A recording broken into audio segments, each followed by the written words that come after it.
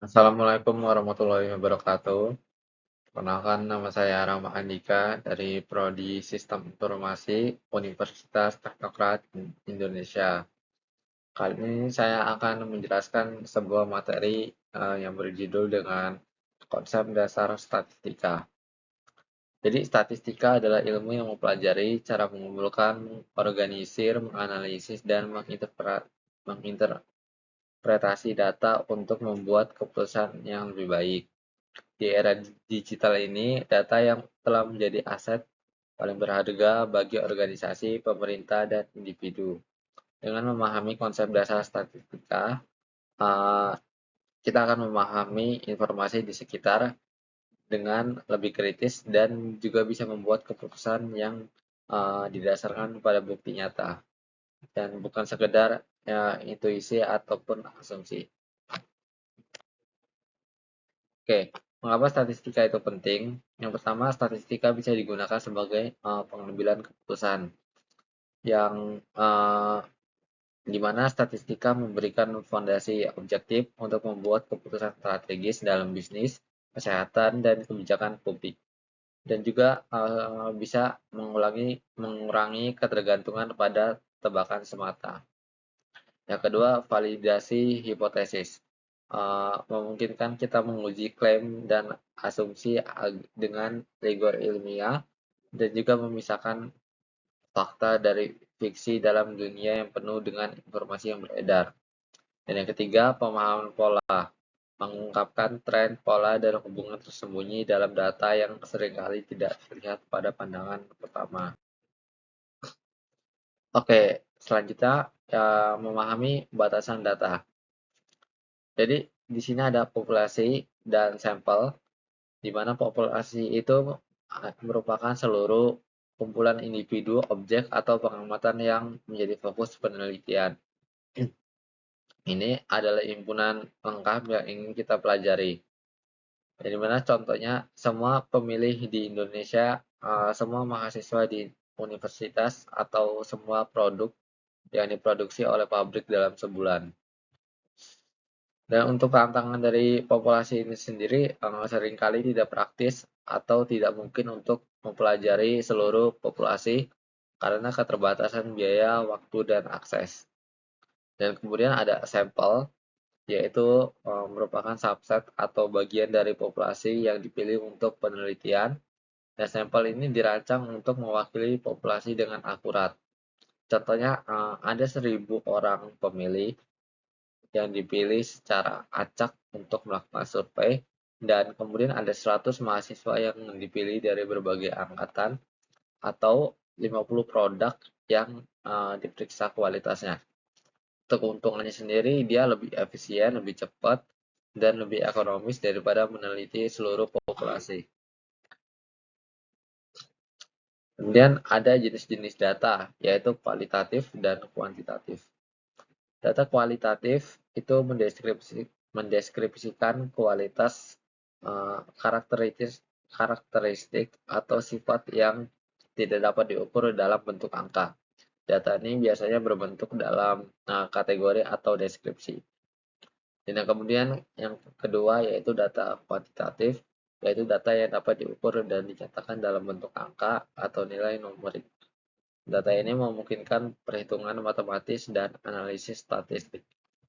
Nah, kemudian di sini ada contoh data kualitatif. Yang pertama, warna favorit responden, contohnya merah, biru, hijau. Kemudian opini pelanggan tentang produk, alasan seseorang pindah ke kota lain, dan jenis pekerjaan. Dan yang terakhir yaitu contoh data kuantitatif. Tinggi badan, jumlah penjualan, skor ujian, temperatur ruangan dalam derajat Celcius.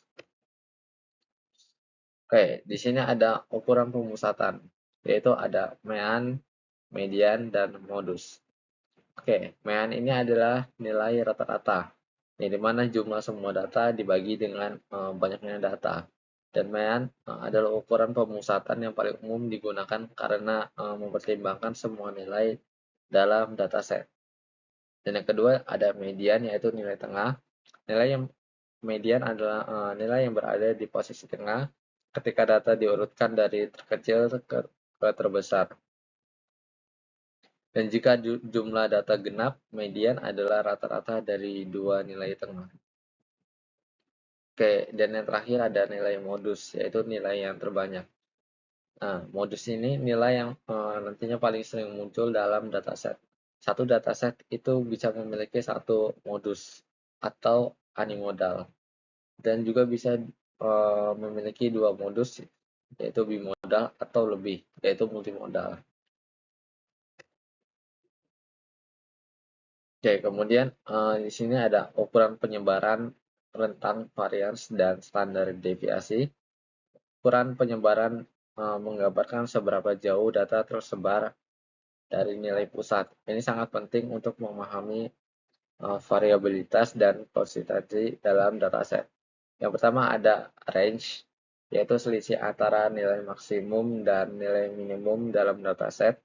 Dan kemudian ada variance, yaitu rata-rata dari kuadrat kesimpangan dan setiap data dari mana.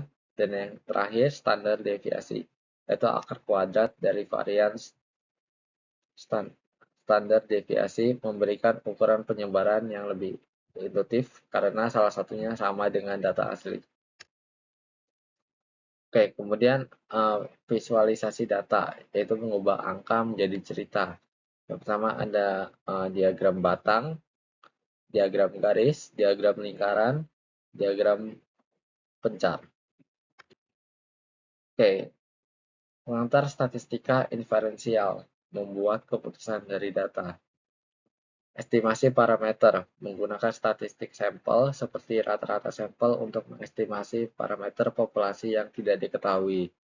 Kemudian uji hipotesis, prosedur formal untuk menguji klaim atau asumsi tentang populasi menggunakan data sampel. Dan terakhir, interval kepercayaan, yaitu rentang nilai yang memiliki probabilitas tertentu untuk mengandung parameter populasi yang sebenarnya. Dan di sini ada kesalahan-kesalahan umum yang biasa terjadi dalam statistika. Yang pertama ada bias sampel, yang kedua korelasi versus kausalitas, yang ketiga outlier diabaikan, p-hawking dan data dredging, ukuran sampel terlalu kecil, dan visualisasi menyesatkan. Oke, kesimpulannya, statistika merupakan jantung pengambilan keputusan berbasis data, yang dimana memiliki fungsi sebagai yang pertama, fondasi pengetahuan, dan yang kedua, kemampuan pengambilan keputusan, dan yang ketiga, kesadaran kritis. Oke, sekian dari saya. Wassalamualaikum warahmatullahi wabarakatuh.